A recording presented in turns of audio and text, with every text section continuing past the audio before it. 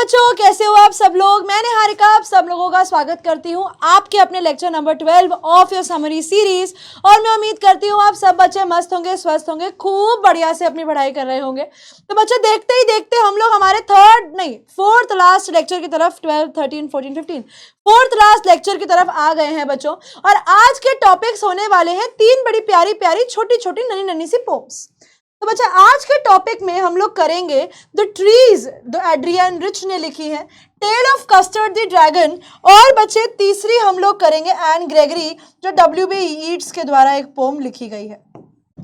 तो बच्चे यहाँ पर ये tale of custard the dragon जो है ना, सबसे इंटरेस्टिंग पोम ये है। लेकिन क्योंकि हमें कवर सारी ही करनी है तो one by one will be covering all the topics. यानी द ट्री सबसे पहले, फिर हम करेंगे tale of custard the dragon, और फिर हम लोग करेंगे एन ग्रेगरी नाम की पोम, और देखेंगे कि इन पोम्स में क्या क्या चीज़ें बताई गई थी। और इसी के साथ बच्चे आज आपका पोम का समरी सीरीज का ऑफिशियली सब्जेक्ट सिलेबस जो है वो खत्म हो जाता है। तो आइए बच्चों स्टार्ट करते हैं हमारे लेक्चर को बिना किसी डिले के। तो सबसे पहला टॉपिक बच्चे जो हम लोगों ने करना है वो है ट्रीज। एंड यहाँ पर उनके पोएट का नाम हमें थोड़ा गलत दे रखा है। पोएट का नाम बच्चे पर्सिवल एवरेट नहीं है, हमारे पास जो पोएट है वो है एड्रियन रिच। ठीक है, this time this poem is by Adrienne Rich. आप लोग ध्यान रखेंगे ये पोम आपको एड्रियन रिच ने दी है। अभी एड्रियन रिच जो है ना बच्चे, शी इज अ लेडी जो बात करती है अबाउट विमेन एम्पावरमेंट। किसके बारे में बात करती हैं? ये बात करती हैं अबाउट विमेन एम्पावरमेंट, और औरतें किस तरीके से स्ट्रांग होती हैं, विमेन किस तरीके से स्ट्रांग होती हैं। लेकिन सरप्राइजिंग बात यह है कि उन्होंने ट्रीज को यानी विमेन को ट्रीज से कंपेयर किया है, जब वो बताती हैं कि इंसान या औरतें जो हैं वो भी ट्रीज जैसी हैं। जिस तरीके से ट्रीज बहुत टाइम से क्या करती हैं, जिस तरीके से हम इंसान क्या करते हैं, पेड़ों को काटते हैं और घरों में लगा देते हैं, जिसकी वजह से ट्रीज अपनी नेचुरल एनवायरनमेंट से दूर हैं। तो जैसे ट्रीज अपनी नेचुरल एनवायरनमेंट से दूर हैं, वैसे ही हमने विमेन के साथ किया हुआ है, हमने उनकी नेचुरल अपॉर्चुनिटीज से दूर किया हुआ है, हमने उन्हें उनकी जिंदगी की ऊंचाइयों से दूर किया हुआ है। और ये पोएम बताती है कि किस तरीके से ट्रीज उठती हैं और निकल जाती हैं अपनी लाइफ की जर्नी को पूरा करने के लिए, अपनी ड्रीम्स को पूरा करने के लिए, वैसे ही औरतें भी स्ट्रगल करती हैं अपनी लाइफ के ड्रीम्स को फुलफिल करने के लिए। तो बच्चे यहाँ पर जो पोएम है वो ओपन करती है with a strange image of some trees moving out of the confines inside of an enclosure या हाउस और unnatural environment into the forest where they really belong. तो बच्चे ये पोम शुरू होती है उन लाइनों के साथ जहाँ पर हम एक स्ट्रेंज इमेज देखते हैं कि कुछ ट्रीज जो हैं वो चलने लग जाती हैं, मूव करने लग जाती हैं। यानी आप कह सकते हो कि वो कन्फाइंस से, या वो कह सकते हो कि कंट्रोल से बाहर आने लगती हैं ऑफ एन एनक्लोजर। एनक्लोजर का मतलब होता है क्लोज्ड एरिया। एक क्लोज्ड एरिया से, शायद एक घर से या एक अननेचुरल एनवायरनमेंट से जहां पर पेड़ नहीं रहते, उस एनवायरनमेंट से वो पेड़ निकलते हैं और फॉरेस्ट की तरफ बढ़ने लगते हैं, जो उनकी एक्चुअल प्लेस है, जहां पर से वो एक्चुअली बिलोंग करते हैं। Devoid of trees, the forest was lifeless and no birds and insects were hiding there. अब क्योंकि विदाउट ट्रीज, अब जब जंगलों में पेड़ ही नहीं होंगे तो ना बेटा वहां पर आकर कोई बर्ड्स बैठती थी, ठीक है, ना ही वहां पर कोई इंसेक्ट आते थे छुपने के लिए, बिकॉज ना पेड़ है तो पेड़ की जड़ों में भी कुछ नहीं होगा, पेड़ की ब्रांचेस में भी कुछ नहीं होगा। तो इस वजह से जंगल बहुत ही बेजान और बहुत ही लाइफलेस दिखता था। Even the sun rays could not play there. अब सन रेज यानी जो आपके सूरज की किरणें हैं वो भी इनमें से छन के कभी कभी नीचे आती है पेड़ों की पत्तियों में से, ब्रांचेस में से, लेकिन वो सन रेज भी यहाँ पर नहीं खेल सकती थी क्योंकि कोई शेड शैडो बन ही नहीं सकती थी, क्योंकि कोई ट्रीज ही नहीं थे। तो यहाँ पर वो पोएट बताती है कि ट्रीज ना होने की वजह से फॉरेस्ट बिल्कुल खाली हो गया था, कोई बर्ड्स नहीं थे, कोई इंसेक्ट नहीं थे, कोई सन रेज वहाँ एंजॉय नहीं कर पाती थी। ये वही सेम फॉरेस्ट जो है थोड़े समय के अंदर वापस से फुल ऑफ ट्रीज हो जाएगा इन अ शॉर्ट टाइम, क्योंकि ट्रीज जो है उन्होंने अपनी रियलिटी को एक्सेप्ट करना शुरू कर दिया है और वो सब फॉरेस्ट की तरफ बढ़ रही हैं और बहुत जल्दी ये सारी की सारी ट्रीज फॉरेस्ट पहुंच जाएंगी।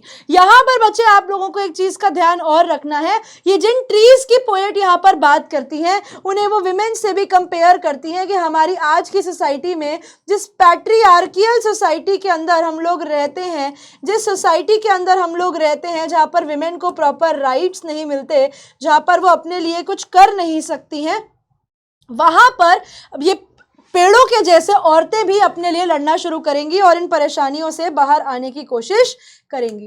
तो बच्चे वो बताते हैं trees have been working silently all night. वो बताती हैं पूरी रात ट्रीज जो है वो साइलेंटली काम कर रही थी। जिस तरीके से विमेन स्ट्रगल करती हैं हिडन तरीके से, ठीक है, विमेन स्ट्रगल हिडन होती है, वैसे ही ये पेड़ भी छुप छुप कर काम कर रही थी ताकि वो अपने आप को इस अननेचुरल एनवायरनमेंट से बाहर निकाल सके और इन कन्फाइनमेंट से, इन बंदिशों से अपने आप को बाहर निकाल सके। तो रूट्स, क्योंकि वो धरती के नीचे हैं, क्योंकि वो किसी को दिख नहीं रहे, तो वो फुल एडवांटेज लेते हैं अपने क्रैक्स का और धीरे धीरे क्या करते हैं, जिस जमीन के नीचे वो लगे पड़े हैं मेहनत करने में, बाहर निकलने में, और थोड़े टाइम बाद ये रूट्स क्या करती हैं, क्योंकि रूट जो है वो पेड़ की जड़ है, पेड़ की पकड़ कहाँ से है, उसके रूट से है। तो धीरे धीरे पेड़ों की जड़ें जो हैं वो अपने आप को मिट्टी से अलग करने लगती हैं और जमीन में जो क्रैक पड़ जाते हैं रूट्स की वजह से, जब पेड़ की क्या कहते हैं हम उसे, नींव की वजह से उनमें से बाहर निकलने लगती है। ठीक है, it takes the full advantage of the crack in the confinement, यानी उनके, आप कह सकते हो कि उनके जेल प्रिजन कह सकते हो या उनके कंट्रोल्ड एनवायरनमेंट का फायदा उठाती है एंड अपने आप को डिसएंगेज करती हैं, यानी अपने आप को अलग कर लेती हैं ग्राउंड से, और धीरे धीरे लीव्स जो हैं वो भी बाहर आने लगती हैं और ग्लास सीलिंग की तरफ बढ़ने लगती हैं। अब बच्चे, आप लोगों ने घर में पेड़ पौधे देखे होंगे, वो कहते हैं कि इस तरीके से पेड़ पौधे अब अपने पौधों में से, अपने गमलों में से निकल कर अब ऊपर की तरफ बढ़ रहे हैं कि वो सीलिंग को तोड़कर, घर की छत को तोड़कर वहां से निकल जाएंगे, यानी अपनी उम्मीद की तरफ, अपनी उड़ान की तरफ वो पेड़ निकल जाएंगे। ट्विग्स एंड ब्रांचेस, यानी वो कहते हैं जो टहनियां हैं पेड़ों की, छोटी छोटी टहनियां जो हैं पेड़ों की, वो छोटी टहनियां that have been stiff and cramped, he says, वो छोटी छोटी टहनियां जो उस अननेचुरल एनवायरनमेंट की वजह से बहुत ज़्यादा, आप कह सकते हो कि स्टिफ हो गई थी, यानी बहुत ज़्यादा जो अकड़ गई थी, वो भी अब धीरे धीरे बाहर आने लगी हैं कन्फाइनमेंट से, यानी उन लोगों ने भी अपने आप को बाहर निकालना शुरू किया है। अब ये चीज़ बच्चे विमेन से कंपेयर की जाती है, बिकॉज जिस तरीके से औरतों के साथ दुर्व्यवहार होता है, वो लोग उस एनवायरनमेंट में ऐसा फंस जाते हैं कि वो लोग अपने आप को उस एनवायरनमेंट से बाहर नहीं निकाल पाते।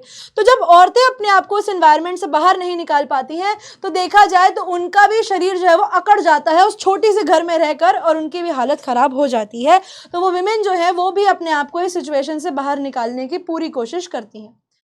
The branches that were until now struggling for life appear to be newly discharged patients. He says वही branches जो अभी तक देखने में ऐसा लग रही थी कि जैसे मानो वो अपनी जिंदगी के लिए लड़ रही हो, अब वो newly discharged patient जैसी लग रही हैं।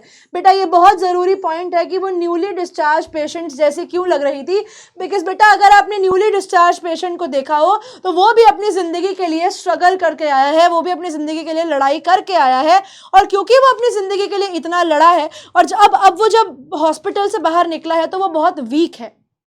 ठीक है, he is weak but happy, वो खुश तो है कि वो बीमार था, लेकिन वो बहुत वीक है क्योंकि वो बहुत, उसने स्ट्रगल किया है अपनी तबीयत को लेकर, लेकिन वो खुश भी है कि कम से कम अब वो हॉस्पिटल से बाहर आ गया है। ये पेड़ भी वैसे ही हैं कि इन्होंने स्ट्रगल तो बहुत करी है, इन्होंने मेहनत तो बहुत बहुत करी है, लेकिन अब ये बहुत खुश हैं कि ऐसी सिचुएशन से ये लोग बाहर आ गए हैं।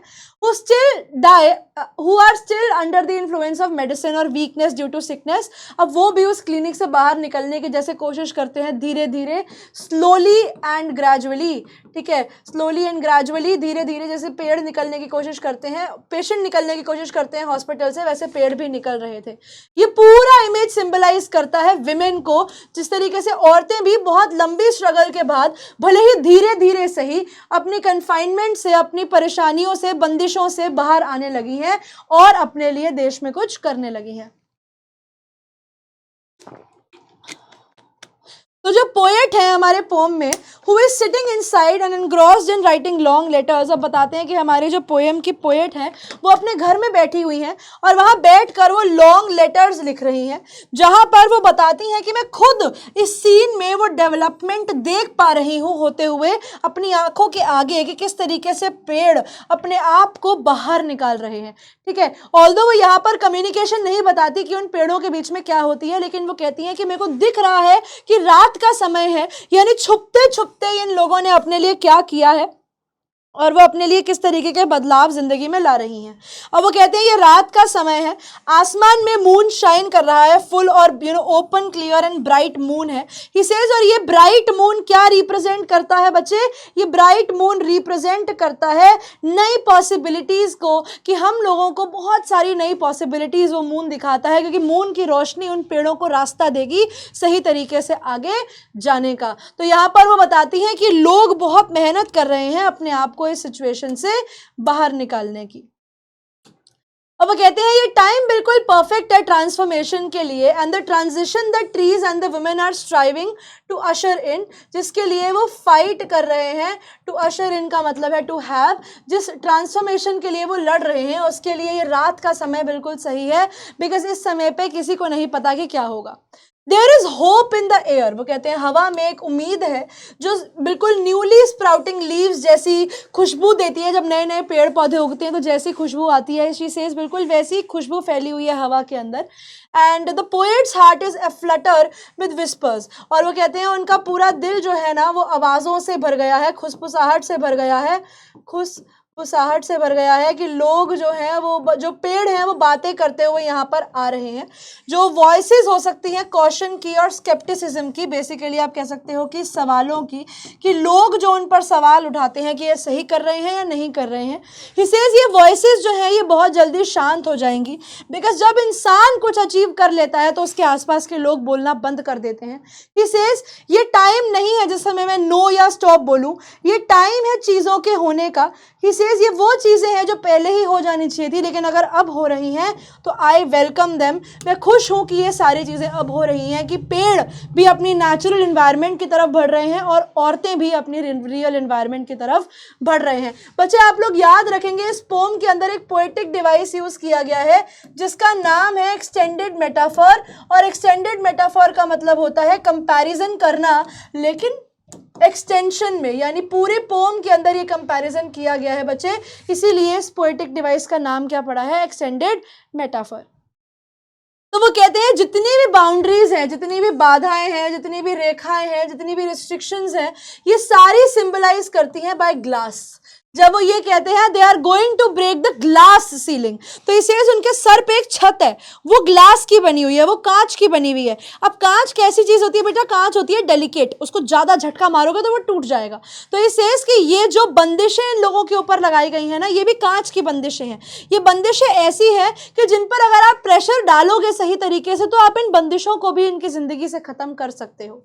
तो वो ट्रीज या विमेन जिनके बारे में वो बात कर रहे हैं वो ऑलरेडी निकल पड़े हैं रात को, यानी छुपते छुपाते अपनी नई फ्रीडम की ओर, एक नए वर्ल्ड की तरफ, जहां पर उनको भी इक्वालिटी मिलेगी, जहां पर इक्विलिब्रियम होगा, जहां पर सब कुछ इक्वल ट्रीटमेंट के साथ होगा, जहां पर लोगों को बिल्कुल बराबर का ट्रीटमेंट दिया जाएगा। Winds of change and hope are rushing forward to meet those trees or women to express their solidarity। अब वो कहते हैं उम्मीदों की हवाएं निकल पड़ी हैं इस जगह पर इन पेड़ों को और औरतों को मिलने के लिए, अपनी सॉलिडारिटी दिखाने के लिए, बेसिकली अपना सपोर्ट दिखाने के लिए कि तुम आगे बढ़ो, हम तुम्हारे साथ हैं, और उनके साथ मिलकर ही सेज, और ये हवा भी इनका सपोर्ट करेगी। ही सेज मतलब ये वो चीज हो रही है, this is a good change. यहाँ पर वो कहते हैं ये जो बदलाव आ रहा है दुनिया के अंदर, ये बहुत ही अच्छा बदलाव है, और हम इस बदलाव से बहुत ज़्यादा खुश हैं कि ये बदलाव सोसाइटी के अंदर आने लगा है। तो अब वो कहते हैं जब पेड़ अपनी जगह पर पहुंच जाते हैं तो जो मून अभी हमें पूरा दिख रहा था, अब वो हमें पेड़ों की ब्रांचेस के थ्रू थोड़ा सा ब्रोकन इन पीसेस लगने लगा है, क्योंकि अब हम एक ओक ट्री के अंदर से उस मून को देख रहे हैं, ये बताते हुए कि उनकी जर्नी कंप्लीट हो गई है और ट्रीज फाइनली फॉरेस्ट पहुंच गए हैं, यानी सक्सेस अचीव हो गया है, औरतों को फ्रीडम मिल गई है, सक्सेस इज अचीव्ड। ठीक है, और विमेन आर फ्री, अब औरतें जो हैं वो भी फ्री हो गई हैं, जो चीज़ें इन लोगों ने चाही थी वो इनको मिल गया है। अब वो कहते हैं जब आप इसको ट्रीज के लेवल में पढ़ोगे तो ये पोएम रिप्रेजेंट करती है a conflict between man and nature, कि किस तरीके से इंसान ने अपने फायदे के लिए पेड़ पौधों को निकाल कर कहाँ रख दिया है, उन लोगों ने पेड़ पौधों को निकाल कर अपने घरों में लगा दिया है और उनको उनके नेचुरल एनवायरनमेंट से बाहर निकाल दिया है। और बाद में हमने ये देखा कि जो हमारे पेड़ हैं वो विक्टोरियस हैं, यानी वो जीत जाते हैं इन सारी प्रॉब्लम के बाद भी, कि भले ही इंसान ने कितना कुछ नेचर के साथ गलत किया हो, nature is the greatest of all. Nature is the greatest, कि नेचर जो है वो सबसे ग्रेटेस्ट चीज़ है और वो हमेशा हर चीज़ के फायदे में ही जाती है। नेचर कभी भी किसी चीज़ का नुकसान नहीं करता। ठीक है, तो कुछ भी करो, अगर इंसान में और नेचर में कभी कोई लड़ाई है तो 100% पक्की बात है कि नेचर ही उस लड़ाई को जीतेगा। इंसान कभी भी नेचर के ऊपर हावी नहीं हो सकता। ठीक है, तो आई होप यहाँ तक बच्चे आप लोगों को ये पोम क्लियर होगी एंड किसी को कोई डाउट नहीं होगा। अब आइए बच्चों हम लोग बढ़ते हैं हमारी नेक्स्ट पोम की तरफ, और हमारी नेक्स्ट पोम बच्चे कौन सी है? हमारी नेक्स्ट पोम है tale of custard the dragon. तो बच्चे tale of custard the dragon किसके बारे में है? तो बच्चे tale of custard the dragon जो है हमारी, वो पोम है एक ड्रैगन के बारे में जो बहुत ज़्यादा डरता था। ठीक है, हमारी tale of custard the dragon जो है बच्चे वो पोम है क्लास 10th के अंदर एक ऐसे आदमी के बारे, एक ऐसे ड्रैगन के बारे में जो बहुत ज़्यादा डरता था and he was very very scared of everything that was happening around him. अब उसकी प्रॉब्लम क्या थी बच्चे? ये हर एक इंसान से इतना डरता क्यों था? क्योंकि इसके आसपास के जो एनिमल्स थे उन्होंने इसको ऐसा बना दिया था कि ये हमेशा हर एक से डरता रहता था। इसके पास 4 एनिमल्स थे। इसके पास इसकी एक ओनर थी जिसका नाम है बच्चों बेलिंडा। ठीक है, बेलिंडा के अलावा इसके पास था इंक ब्लिंक एंड मस्टर्ड, और उसके अलावा हमारे पास ये ड्रैगन था जिसका नाम है कस्टर्ड। तो ये कस्टर्ड बहुत ज़्यादा डरपोक था और इसके आसपास रहने वाली इसकी ओनर और 4 एनिमल्स इसको बहुत ज़्यादा डराते थे। तो आइए बच्चों स्टार्ट करते हैं हमारी सेकेंड पोम को। सेकेंड पोम है बच्चे tale of custard the dragon, और ये tale of custard the dragon जो है ना बच्चे, ये स्टोरी है बेलिंडा के बारे में, यानी पेट ओनर के बारे में और उसके पेट ड्रैगन के बारे में जिसका नाम है कस्टर्ड, और उसके बाकी पेट्स जिनका नाम था इंक ब्लिंक और मस्टर्ड। ठीक है, जिनका क्या नाम था? इंक ब्लिंक और मस्टर्ड। तो बच्चे बेलिंडा की पोम जो शुरू होती है कस्टर्ड द ड्रैगन, उसमें कहते हैं बेलिंडा एक लिटिल वाइट हाउस में रहती थी और उसके वहां पर उसके बड़े सारे पेट्स थे। उसके पास एक काले रंग की किटन थी जिसका नाम था इंक, जिसका नाम इंक पड़ा उसके काले रंग की वजह से। एक ग्रे कलर का माउस जिसका नाम था ब्लिंक। अब इसका नाम ब्लिंक इसीलिए पड़ा बिकॉज जिस तरीके से अगर आप चूहे को देखोगे तो जैसे वो आंख झपकाते ही, पलक झपकाते ही गायब हो जाता है, वैसे ही ये चूहा भी इन ब्लिंक ऑफ आई गायब हो जाया करता था। और एक येलो कलर का डॉग, क्योंकि येलो कलर सरसों का कलर होता है इसलिए उस डॉग का कलर था मस्टर्ड, और वो बहुत ज़्यादा शार्प था और बहुत ज़्यादा आप कह सकते हो कि एक्टिव डॉगी था वो। उसके अलावा उसके पास एक स्मॉल ड्रैगन था जिसको वो कस्टर्ड बुलाती थी, बिकॉज अगर आपने कस्टर्ड खाया होगा तो वो बहुत जेली जेली सा होता है, बहुत ही डेलिकेट सा होता है, इसीलिए उसने अपने ड्रैगन का नाम क्या रखा? कस्टर्ड। और उसके अलावा उसके पास एक रेड कलर का वैगन भी था, उसके पास एक रेड कलर की ट्रॉली भी थी जिसके अंदर इनका ड्रैगन कस्टर्ड बैठा करता था। तो custard the dragon had a very horrifying appearance. अब अगर हम बात करें हमारे कस्टर्ड द ड्रैगन की, वैसे तो वो बहुत ज़्यादा डरपोक था लेकिन देखने में वो एक नॉर्मल ड्रैगन जैसा था, बहुत ज़्यादा डरावना, उसको देखकर कोई भी डर जाए। उसके बड़े बड़े शार्प टीथ थे, उसकी पूरी बॉडी पे स्पाइक्स थे, यानी आप कह सकते हो कि नुकीले नेल्स नहीं, कील जैसे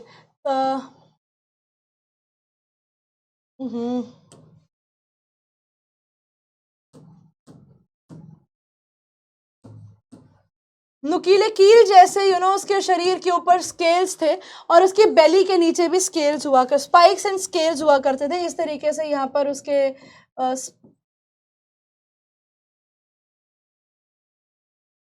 स्केल्स हुआ करते थे। किसके स्केल्स हुआ करते थे बच्चे? हमारे ड्रैगन के। अब उसका जो मुंह था वो इतना बड़ा जैसे मानो एक फायर प्लेस हो, जैसे मानो एक भट्टी हो, जिस तरीके से वो एक भट्टी हो जिसमें से आग निकलती है, और उसकी नाक एक चिमनी जैसी थी जिसमें से धुआं निकलता था। उसके जो पैर थे वो बहुत शार्प थे, उसके नाखून बिल्कुल ऐसे थे जैसे डैगर्स हों, जैसे नाखूनों की जगह उसने नाइफ लगा रखा हो, चाकू लगा रखे हो। लेकिन कस्टर्ड इतना डरावना होने के बाद भी कावर्ड था, यानी इतना होने के बाद भी वो कैसा था, वो बहुत ज़्यादा डरपोक था। और बेलिंडा और बाकी पेट्स हमेशा उसका बहुत ज़्यादा मजाक उड़ाया करते थे, और मजाक उड़ाने की वजह से जो कस्टर्ड था वो भी यही मानता था शायद सच में कि वो बहुत डरपोक है। और कस्टर्ड जो इतना डरावना एनिमल है, वो हमेशा एक नाइस सेफ केज के लिए रोता रहता था कि मुझे एक अच्छा सा सेफ केज दे दो, मैं उस केज में रहना चाहता हूँ। अब बेलिंडा और बाकी जितने भी पेट्स हैं वो सब अपने आप को बोलते कि हम तो बहुत ब्रेव हैं। बेलिंडा कहती है कि भैया I am as brave as barrel full of bears. वो कहती है मैं तो भालुओं से भरे एक डब्बे में जितनी स्ट्रेंथ होगी उतनी स्ट्रेंथ अकेली मुझ में है। तो वो अपने बारे में बोलती है कि मेरी स्ट्रेंथ जो है ना वो बैरल फुल ऑफ बियर्स जितनी है कि मेरे सामने तो कोई भी आ जाए वो मुझसे जीत नहीं सकता। बाकी एनिमल्स भी यही बोलते हैं कि भैया इंक और माउस जो थे, उनके जो किटन और माउस थे, वो कहते हैं उनमें इतना दम है कि वो लायंस को भगा दे। मस्टर्ड इतना ज़्यादा ब्रेव था कि वो कहता है कि आप एक टाइगर को गुस्से में देखोगे, जितना टाइगर गुस्से के अंदर होता है उससे ज़्यादा गुस्से में हमारा डॉगी होता है। तो यानी सारे एनिमल्स को उन्होंने ऐसे दिखाया कि यार ये तो बहुत ज़्यादा डरावने हैं, they all are really scary.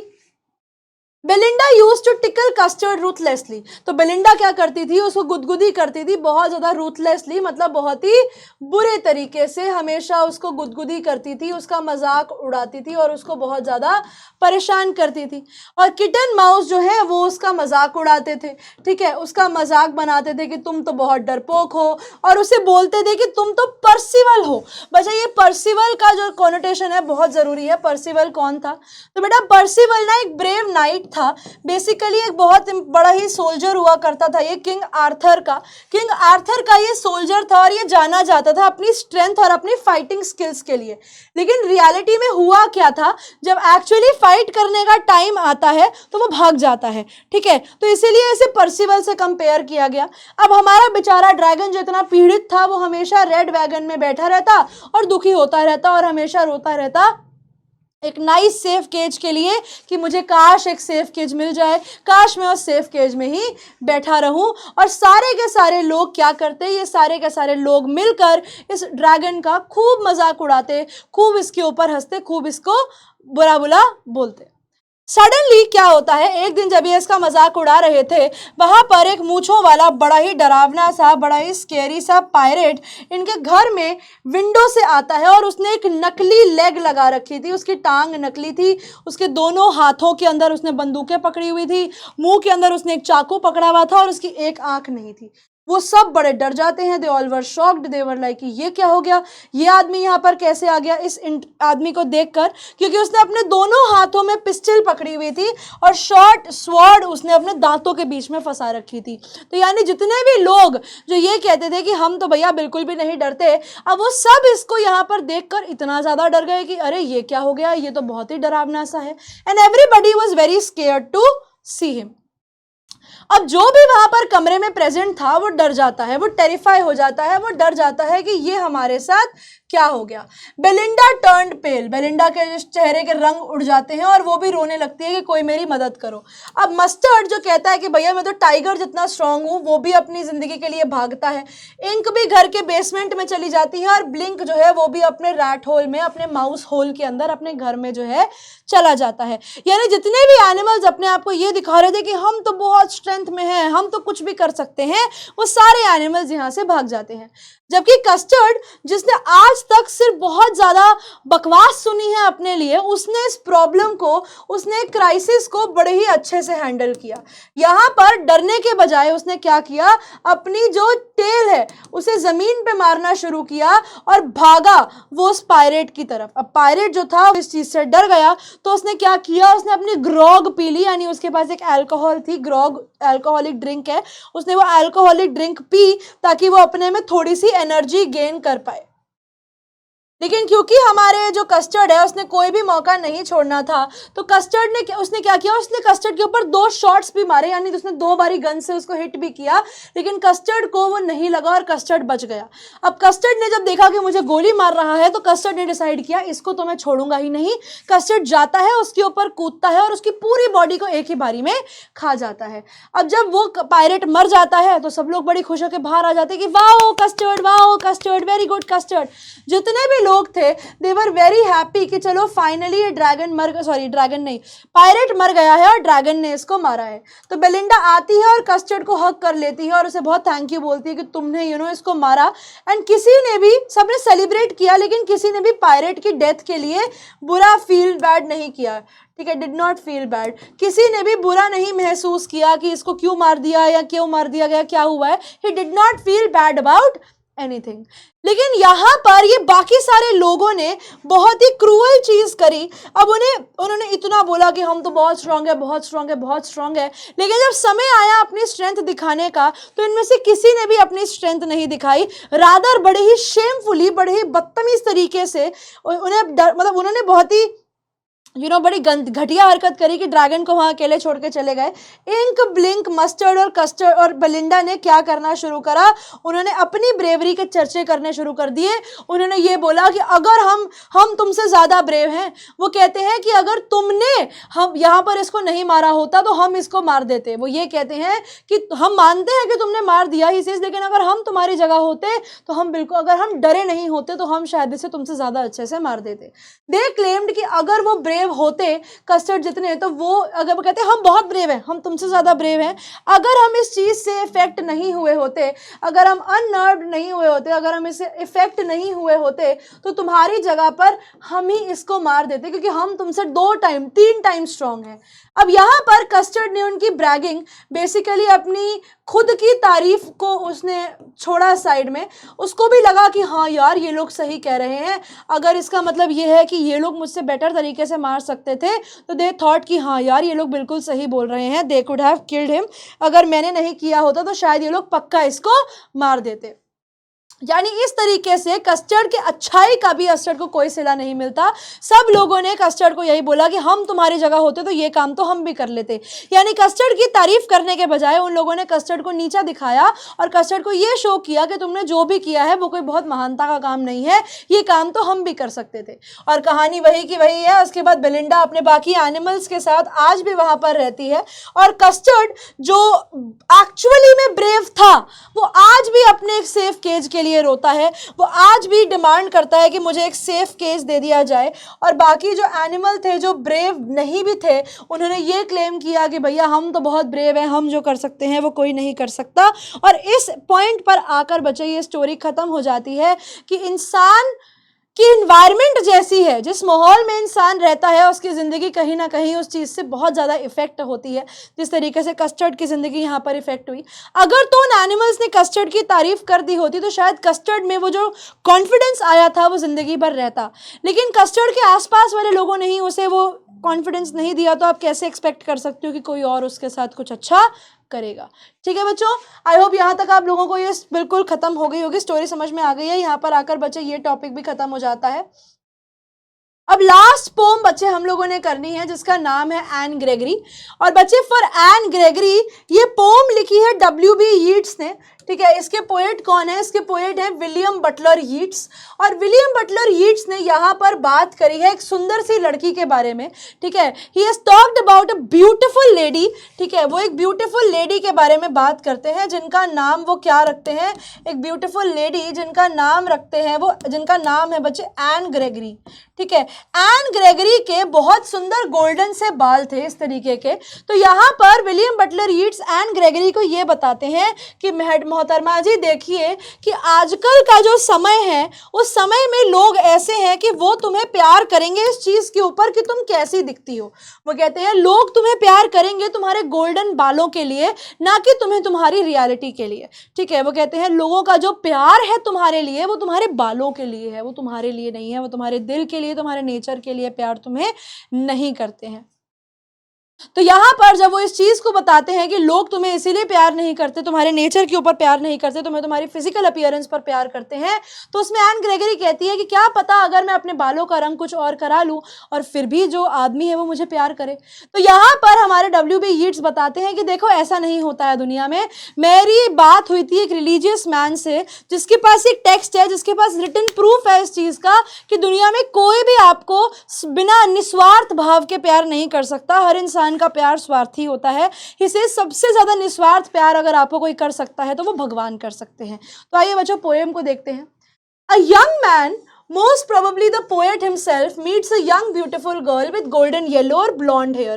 ठीक है, golden yellow hair के लेडी से वो मिलते हैं एंड वो दोनों बात करने लगते हैं।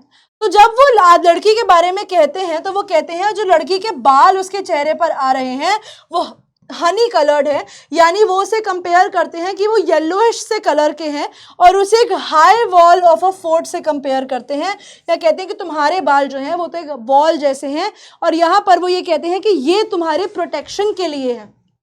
ठीक है, ये तुम्हें तुम्हारी जिंदगी का सच बताएंगे। और पोएट चाहते हैं कि वो एक ऐसे इंसान से प्यार करे कि जो उसको उसके इनर सेल्फ के लिए प्यार करे, ना कि उसके ब्यूटीफुल लॉक्स के लिए, ना कि उसको उसकी जुल्फों के लिए। वो कहते हैं प्यार ऐसे आदमी से शादी करना जो तुम्हें तुम्हारी जुल्फों के लिए नहीं तुम्हारे दिल के लिए प्यार करे। क्योंकि इसे आजकल के टाइम पर जहाँ पर लोग प्यार की तलाश में हैं वो हमेशा सुंदरता के लिए गिर जाते हैं, वो हमेशा सुंदरता के लिए अट्रैक्टेड हो जाते हैं, लेकिन इंसान का दिल कैसा है उस चीज़ से उन्हें कोई लेना देना नहीं होता।